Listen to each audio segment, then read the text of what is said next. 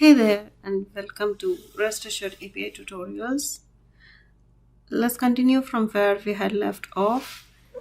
So, yesterday we were looking at advantages of web services, which is it's less expensive, quality, and security, and good for sale and multi-language support. Before we dig into the code, let's look at some of the other concepts which are very important in order to do REST assured API testing. One is HTTP status codes. An understanding of this is very essential. We can have 100 series, which is informational, that means to continue. 200 series are the success codes. If you get 200, that means it is okay. If it's 201, it's created. 203, it's non-authoritative information. Partial content or I am used. 3x series stands for redirections, and 3x is the redirection, as I said, which is multiple choices, see other, and unused. 400 series is the client-side errors for bad request, forbidden access, not acceptable, so on. And the 500 series is the server errors. 500, as we all know, is internal server error, and 501 is non-implemented. 504 is gateway timeout. 507 is insufficient storage, so on.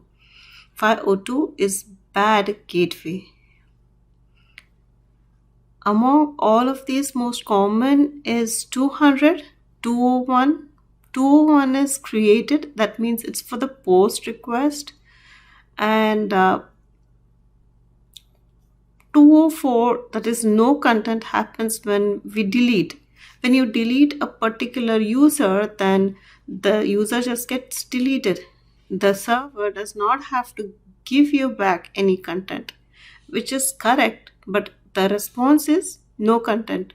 We must not wonder, hey, why did the content not appear? So that's the reason 204 stands for response is positive, that is the user got deleted, but the no content is shown.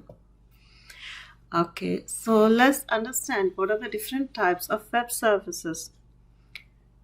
We all have seen MakeMyTrip.com, Yatra.com, CheapoAir.com when we're booking air flights. These websites crawl other websites, like for example, it could be Jet Airways, SpiceJet, Alaska Airways, or Malaysian Airways, or Singapore Airways. And from there, the flights are selected and shown in these websites. So do you think the other airline companies would be sharing their code repository, everything with them? No.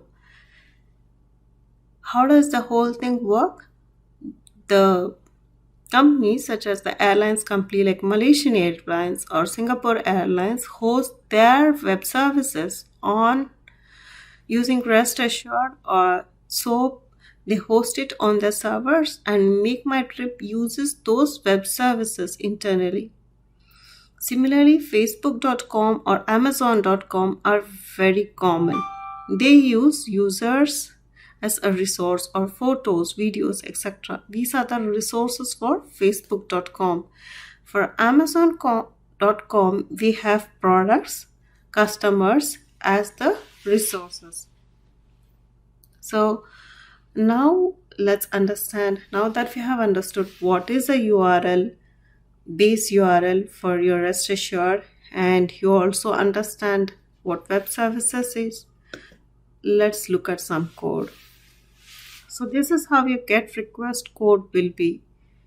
You would use a test-ng, a library in your Eclipse, and you're going to tell REST assured .base URI, and you'll give URL.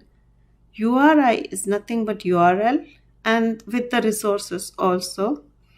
And then we give REST assured .given. So you're gonna give the get request after that. So let me show that how it looks exactly in my Eclipse code.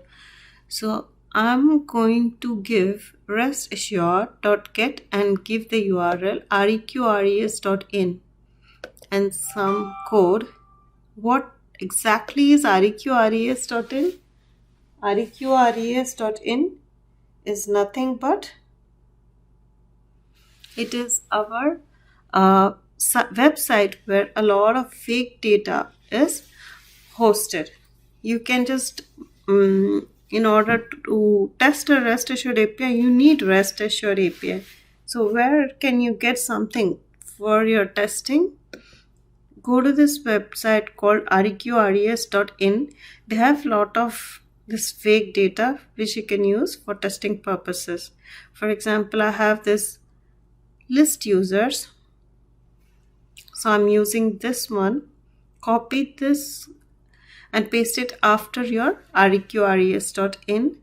So first is your reqres.in, then /API/user/?mark pages equals 2, and then you get response.get status code and response.get body.aString and response.get header content type.